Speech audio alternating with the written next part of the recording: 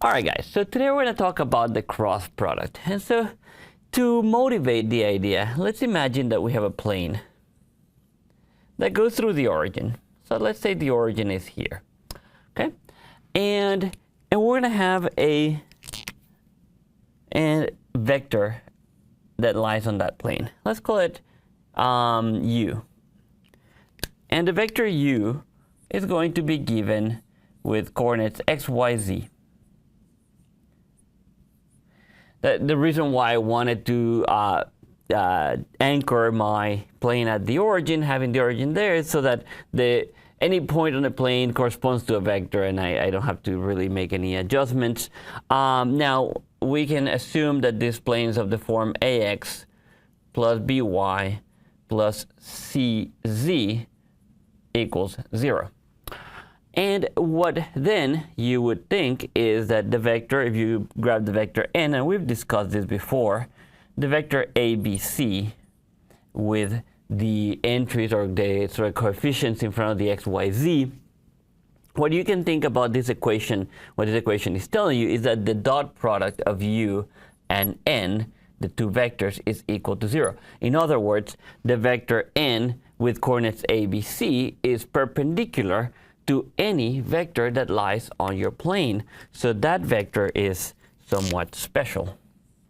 So that vector n with coordinates a, b, c is going to be perpendicular to any vector. So now, if I have, and last time whenever we talked about it, if I know that there are two vectors on my plane, and I then discuss how we could use those to generate the entire plane, well, it'd be nice if we can use those two vectors to come up with a vector that is perpendicular to the plane, so that we can write the equation of the plane in such way. So if I have two vectors given to me, u and v, let's say, I would like to be able to find a vector n, I'm going to call it again, or find that vector n that is perpendicular to both of them, so that I can write, if this n would happen to have the nice coordinates a, b, c, then I could write the equation of my plane by ax plus by plus cz equals 0. So finding such perpendicular vector seems to be profitable. So let's go ahead and work on that. Let me erase, and I'm going to go ahead and start working on that. So we're going to start with two vectors and try to find one that is perpendicular to them. All right, so let's start with those two vectors. Let's give them names, u and v again. But let's say that u now is going to have entries, let's say u1, u2, u3. Seem pretty natural, I suppose. And v is going to have entries v1, v2, v3. And this conversation, because I'm talking about planes, is going to make sense in 3 dimensions. We care about it in 3 dimensions. In fact, what I'm going to define, the cross product, only makes sense in 3 dimensions, okay? All right, so let's go ahead and take a look at what we would need. So my vector n, I know I did a, b, c, but now I'm going to call it x, y, z. So let's say that my vector n is going to have entries, let's leave a, b, c, why not? A, b, c. And so my requirements for this is that n dot v be 0 and n dot u be 0. I missed something there, didn't I? I'll be right back.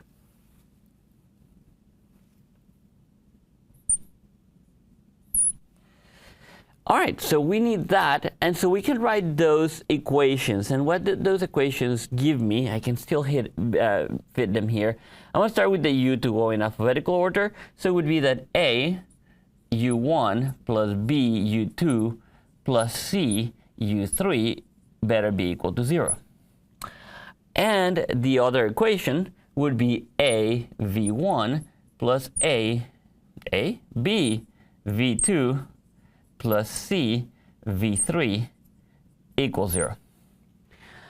All right.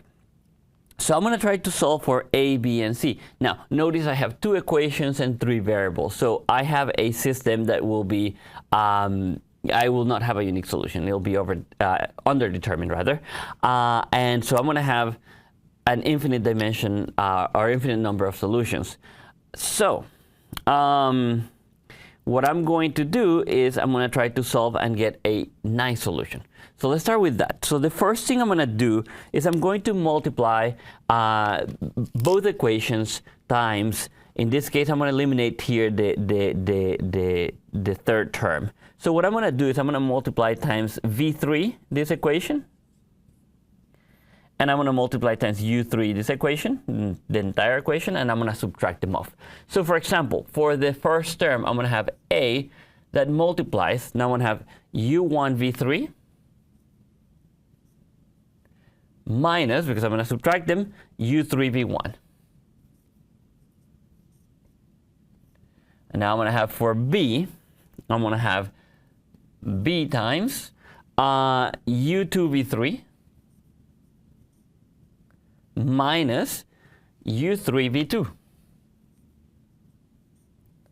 Now, here I have U3 V3 minus U3 V3. That's what we wanted. That's going to be 0. So the whole thing equals 0.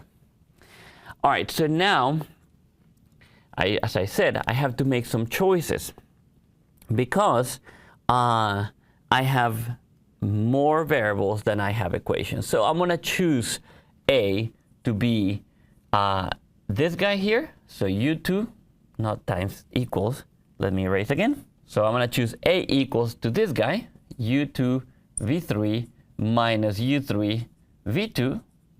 And to make this equation be 0, what I'll have to choose, B to B, will be the negative of this guy. So if you plug them in, you get 0 because you're multiplying. You get now the same terms just with opposite signs. So U1 V3 minus U3 V1. All right, so now that I have that value, I can plug this 2 values into either one of these equations and solve for for C. So let's go ahead and plug those in. So I'm going to just plug it into this one. So AV1 will become U2 V3 minus U3 V2 times V1. That is A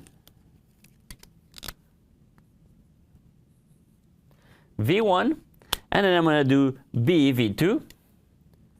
So it's going to be minus, not plus. Well, I'm going to have to do now V2, and I'm going to put the negative in. So I'm going to distribute the negative in, which is going to be U3 V1 minus U1 V3. And that's going to be plus C V3. Can I fit it there? Yes. V3 equals 0. All right, barely fit it, but it works out. So now I'm going to distribute and want to see what terms cancel. So you get U2 V3 V1 minus U3 V2 V1 plus U3 V1 V2 minus U1 V3 V2 or V2 V3. Keep them in order, plus C V3. Now, one thing you're going to notice is that V3 is a common factor, so I can divide. Oh, wait, not yet. I have to cancel before the V3s. So what doesn't have V3 is the U3 V1 V2, which these two guys are identical, but just with opposite signs, so they cancel. Now, what I was saying is true.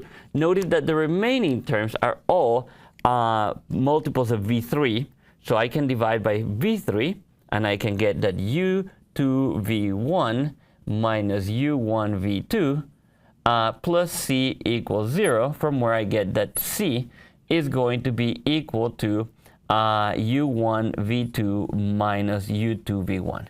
So that right there gives me the coordinates of a vector, not the vector, but a vector, because there's infinitely many, but a vector that is perpendicular to both U and V. So the vector n will then be, and I fit it there, I hope so. Let's try.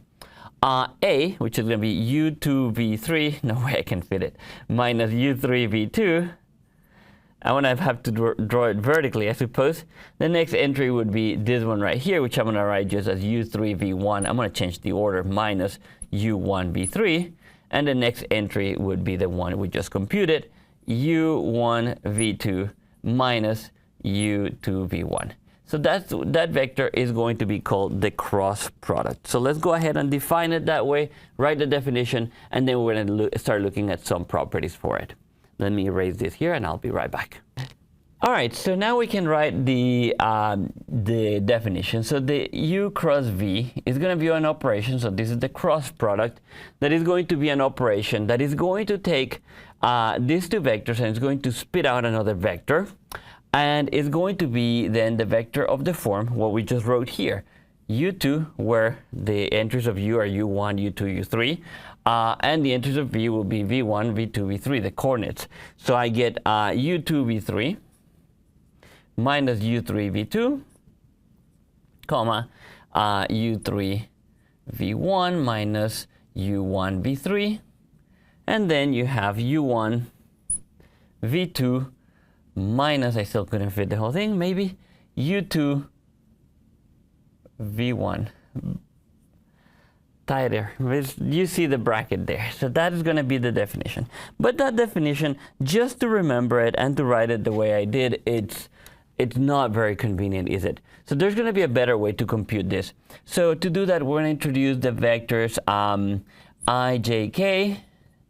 I is going to be the vector with entries 1, 0, 0. J is going to be, and sometimes people put hats on them, whatever you prefer. So j is going to be 0, 1, 0, and then k is going to be the vector with entries 0, 0, 1.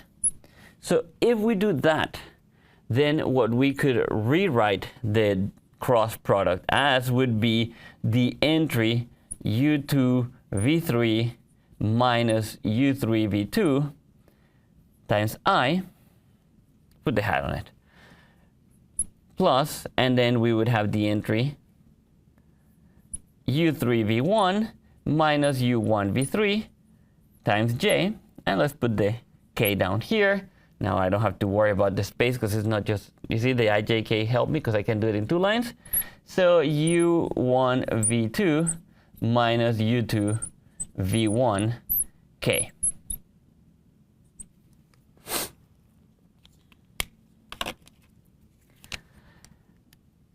And so what we're going to notice is that this right here can be computed as a determinant. So if you haven't seen a determinant, what we can, I'm going to go ahead and show you how to compute for 3 by 3 only. But if you have seen determinant, then you can just write I, j, k. And this is a little bit of a stretch of notation because the ijk's are vectors. Usually determinants would involve a matrix only with numbers. But as using the same formulas, you can compute this one like so. And you get that this determinant will give you the same cross product. So let's go ahead and move over there, and I'll show you how to compute the determinant for 3 by 3s in case you haven't done that before. All right, so to compute it, we're going to do it in this way. And this is a shortcut method. I'm not going to do a cofactor expansion. That would be the right way to do it. But this is just as good for 3 by 3 only, because then people start trying to do this for 4 by 4 and whatnot, and it's not going to work.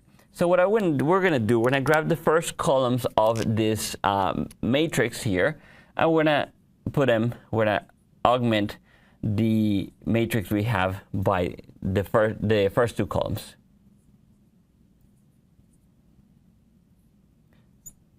So we just copy that.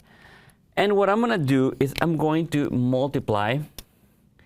Firstly, I'm going to grab the I, and I'm going to multiply in diagonals. So the first thing that I get is u2 times v3.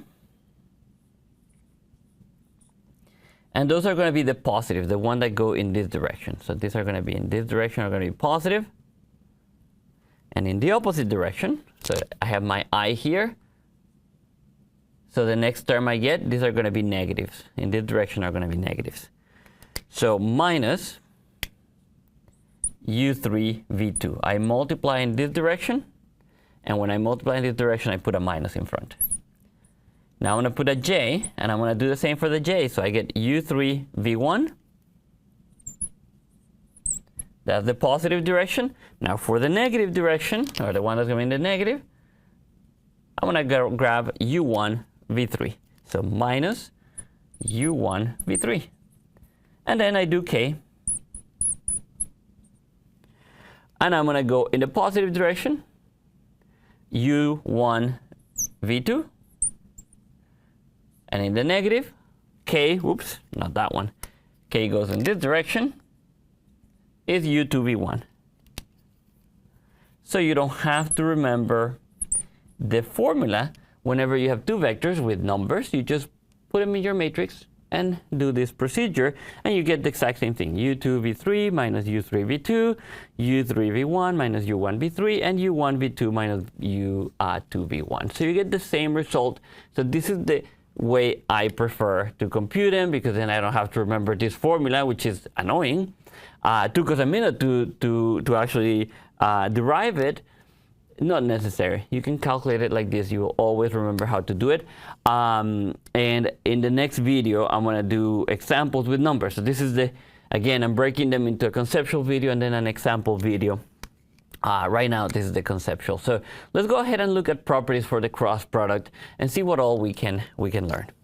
All right, so the first thing we're going to do is remember how our dot product was commutative. Well, if you know anything about determinants, if you've taken linear algebra, when you exchange two rows in a matrix, the determinant changes sign, so it becomes negative. So whenever you do u cross v, but if you want to change the order, you're going to get the same number but with a negative sign. So this is called the anti-commutativity of the cross product. So it's anti-commutative. Now it is linear, so that's good.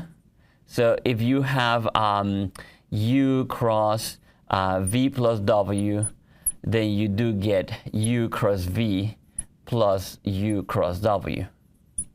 So you do have linearity, and that is because you would be leaving the two rows of the determinant fixed, and you're just changing the bottom one. And there's a theorem that allows you to separate sums for one single row. Now, the determinant, remember, is not additive, so you cannot separate the whole thing, but it works whenever you leave two of them fixed. So that's going to be true. So you're also going to have that you can move constants in and out. So alpha v is going to be the same thing as alpha u cross v, which is going to be the same as alpha u cross v. And that is because when you multiply one row of a matrix and you times like non-zero scalar, and you calculate the determinant, then that scalar comes out. So all these properties are really easily proved if you just see the cross product as a determinant. Now, if you want to do it using the formula, they're annoying to prove. So I mean, they're not hard to prove, but they're just annoying. Let's see, what other thing do we have? We have linearity. We have now if two vectors are collinear. Now remember, what was the definition? I wanted to have two vectors and I wanted to find one that was perpendicular to them. But if you grab two vectors that are on the same line, then you're not giving the cross product sort of enough information so you can get a one that is perpendicular. So that's going to actually just give you 0. Well, also can be seen from the matrix. Whenever you have the determinant of a matrix that has the two rows are the same, it gives you 0. So that is one thing that the cross product satisfies. And the last thing I'm going to write, maybe forgetting one or two, but is the triple scalar product, or triple product, which is going to be when you do this kind of product, you don't have associativity for cross product, but you have some sort of it's not quite associativity, but it is a modified version of it, a weaker version of it. So if you change one of the products for a dot, instead of the cross, you do have that is satisfied. So let's talk about this, how you can compute that triple product. So let's talk about a little bit about that. And it's going to be related to this, so I don't want to erase, I'm going to have to fit it here. So what happens if I grab this vector now? Remember this vector. I don't even know what to call it. I don't want to rewrite the whole thing. But let's say I grab this vector and I want to do the dot product. So let's call it just u cross v. That'd be the name. So u cross v, and I want to do the dot product with another vector with w.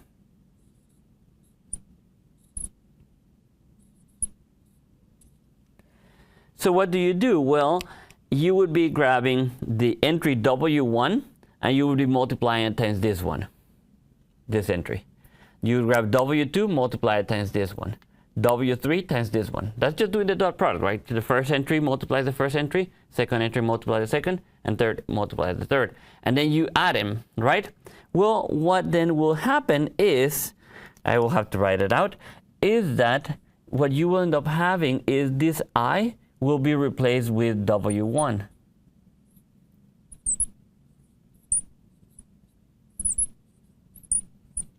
This J is going to be multiplied, will be replaced, cannot talk the guy, it will be replaced with a W2. So times this thing here. And the same here, this K will be replaced with W3. So what that tells you then is that this quantity can be computed as a determinant with I replaced as with W1, J replaced with W2, K replaced with W3, and then you get U1, U2, U3, and then V1, V2, V3.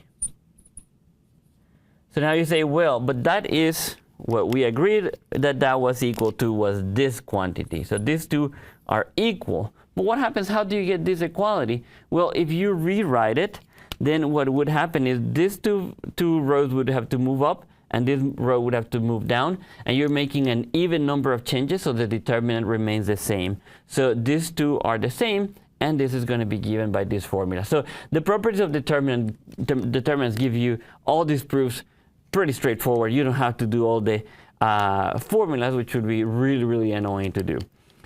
All right, so I think we're going to stop here for the cross product. I think we covered most of everything. The one formula I didn't cover, but it's not really that useful, I think, at least in my opinion, is that the sine of the angle is going to be the magnitude of u cross v, the angle between u and v, over the magnitude of u times the magnitude of v. So that's just going to be kind of like the same thing we did with the cosine and the dot product. There's one formula for the sine using the cross product, but I think usually because the dot product is so much easier to compute, usually we use the cosine instead of the sine. Anyway, so that is where we're going to stop here for the conceptual part of the cross product, and the next video will be about examples. So thank you for watching, and I'll see you in the next one.